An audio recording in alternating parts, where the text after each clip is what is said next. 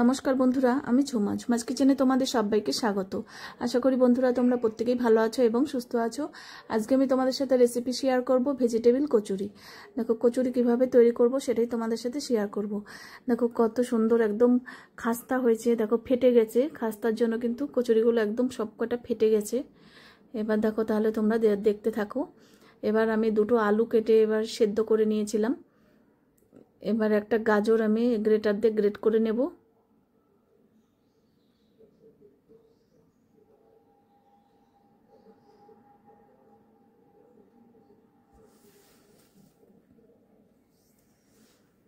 এইভাবে আমি করে নেব। এবার অল্প বাঁধাকপি কুচনো নিয়েছি, গাজরটা আমার কুচনো হয়ে গেছে। এবার দেখো পেঁয়াজটা এইভাবে কাটবো ডুমো ডুমো করে, ছোট ছোট করে।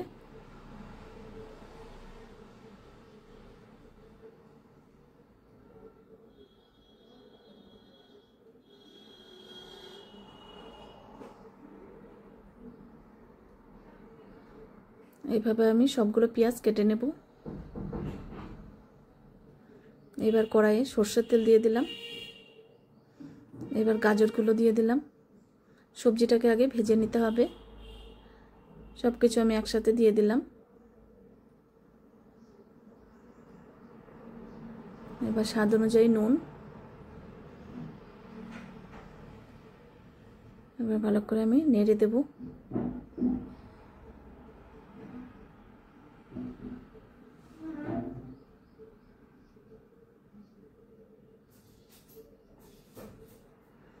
অনেক সময় কিন্তু বাচ্চারা সবজি খেতে চায় না, এইভাবে করে দিলে কিন্তু বাচ্চারাও খেয়ে নেবে।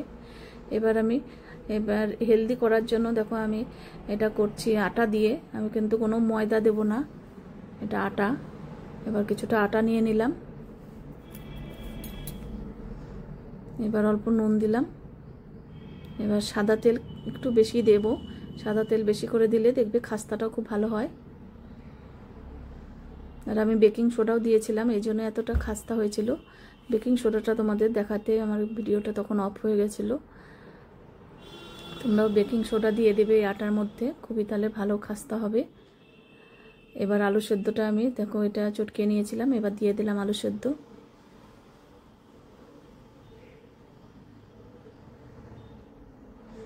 এবার আমি 500 দুধ ছানা করে নিয়েছিলাম, সেই ছানাটাও দিলাম। আমার দুই মেয়ে ছানা খেতে চায় না, তাই ভাবলাম ওদেরকে কিভাবে ছানা করে খাওয়ানো যায়।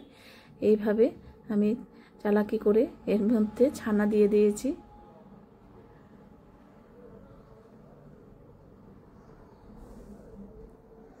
এবার ছানা আলুটা ভালো করে সবজির সাথে মিশিয়ে নিতে হবে।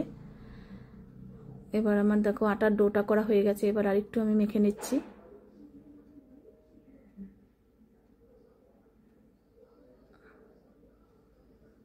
এবার অল্প কাশ্মীরি লঙ্কার গুঁড়ো দিলাম আর গোলমরিচের গুঁড়ো দিলাম এই হাফ চামচের মতন। এবার আবারও ভালো করে মিশিয়ে নিতে হবে।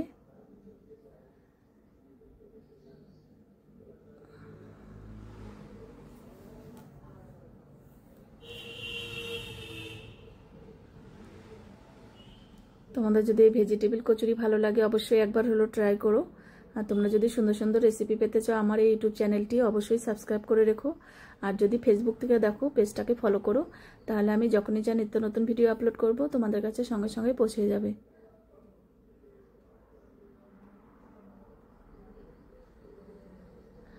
আর তোমরা যদি নতুন বন্ধু হয়ে থাকো তাহলে কিন্তু অবশ্যই বেল আইকন প্রেস করে দিও।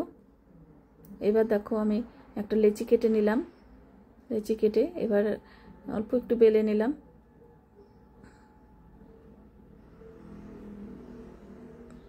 এবার একটু বাটির মতন গর্ত করে এবার দেখো আমি পুর দিয়ে দেব। পুরটা একটু বেশি করে দেবে, তাহলে ভালো লাগবে খেতে।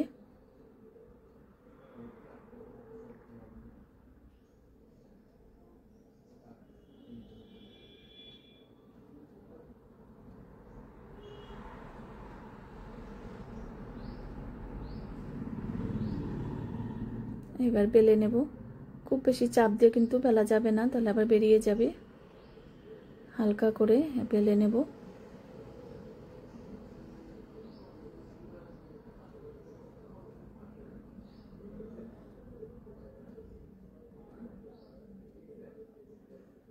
আমি আর একটা তোমাদের দেখিয়ে দিচ্ছি। এবার হাতের মধ্যেও এইভাবে বাটির শেপে করে নিতে পারো, না বেলে।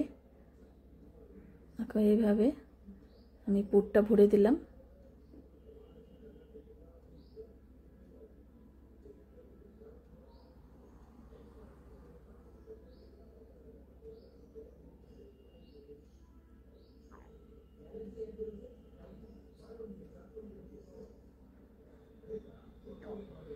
এটা না বেলে হাত দিয়েও কিন্তু একটু চেপে চেপে একটু বড় করে নেওয়া যায়।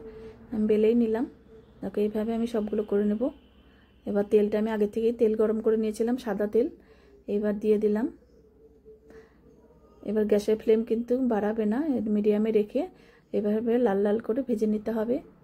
দেখো কচুরিগুলো একদম ফেটে গেছে।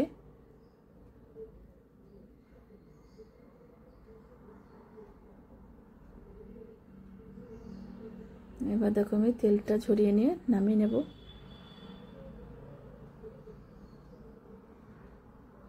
দেখো প্রত্যেকটা কচুরি কিন্তু খুব ফুলেছে।